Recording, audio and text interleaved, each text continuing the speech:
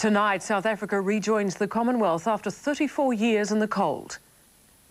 And New Zealand's test hopes hobbled as another tall black limps out of the starting lineup.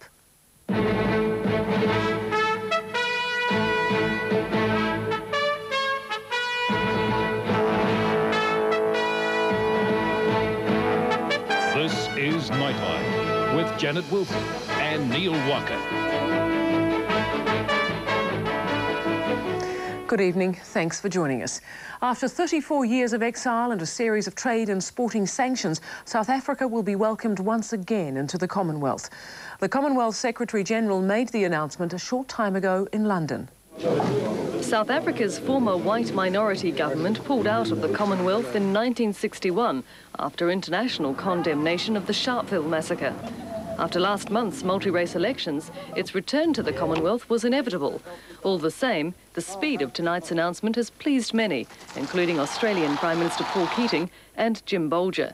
He says he was one of those consulted by the Commonwealth Secretary-General before accepting South Africa's application to rejoin the organisation. For Nelson Mandela, it's just another landmark as he continues to lead South Africa out of its international isolation. This is Leanne Malcolm for NightLine. Back at home, high winds and rough seas have disrupted the Cook Strait rail ferries tonight, causing a truck on the Arahanga to break its bindings and tip over. The bad weather has upset tomorrow morning's ferry schedule as well, with 3 sailings cancelled. For information on the revised schedule, passengers should ring 0800 802 802. Repeating that number, 0800 802 802. For the first time in 17 years, the government's forecast a budget surplus. A growing economy and growing tax returns are largely responsible, but the Finance Minister says the extra $422 million will be used to reduce the deficit, not to sweeten next year's budget. Finance Minister Bill Birch says it's a landmark. The last time the government announced a budget surplus, Rob Muldoon was holding the purse strings. It looked like the red ink was here to stay, but now black is back, to the tune of $422 million. And the dramatic turnaround is turning heads internationally. New Zealand's fiscal position is viewed very positively internationally. Our position is substantially better than virtually any other OECD nation. Joining the wave of optimism, Trust Bank, which today announced a record profit of more than $70 million. And Auckland may be on the crest of a job wave if a National Bank survey is anything to go by. 36% of the region's employers expect to take on new staff in the year to next May. The Employers Association says that's good news for the whole country. It adds to business confidence, and that's what New Zealand needs. It's been lacking over the last few years, and now we're starting to see it come back, and that's very, very positive sign. Some are concerned there won't be enough skilled tradespeople to meet the demand, but Sampson says that won't be a problem. If they've been in the workforce, then they probably won't need much in the way of retraining. They may need a little bit of retraining in terms of the legislative requirements in some of those industries. He also hopes news of the boom will prompt expat Kiwis forced overseas through redundancy to start returning home. This is Leanne Malcolm for NightLine. But news of the surplus hasn't stopped further plans for cutting government expenditure. 3 National News has confirmed the government is considering a controversial law change which would extend income testing for parents. The plan under consideration would dock the benefits of all unemployed people under the age of 25, leaving them little choice but to turn to their parents for financial help. One of the founders of the failed Fortex meat company and its chief financial manager appeared in court today on fraud charges involving $42 million. Former Managing Director Graham Thompson and former finance manager Michael Mullen were released on bail on condition they surrender their passports. Former Fortex director Graham Thompson was able to spend the night at home after being bailed at his court appearance today. He's had a bad week. The receiver recently ordered him out of the company he founded. Today he faced fraud charges totalling $42 million.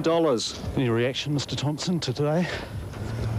Oh, just get out of the road, mate. Don't stand in the road. Sorry. Charged with him today was former finance manager Michael Mullen. Like Thompson, he faces 27 fraud charges, laid after a month-long serious fraud office investigation. The pair are charged with 24 counts of false accounting with intent to defraud and 3 counts of publishing a false statement with intent to defraud.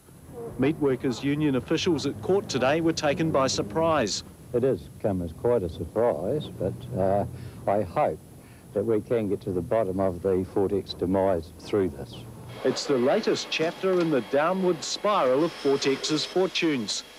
Publicly, things began to go wrong 3 months ago when the one-time corporate high flyer announced a projected $50 million loss.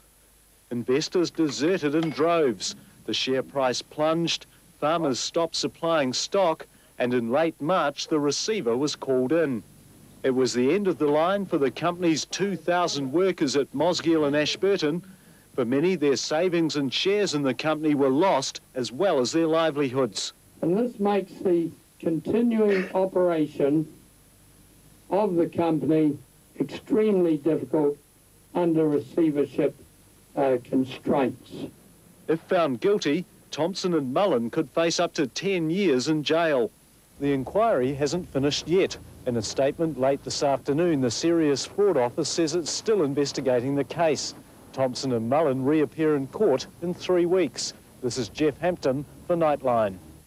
The caustic soda spill in Waitoa may well trigger a change in legislation.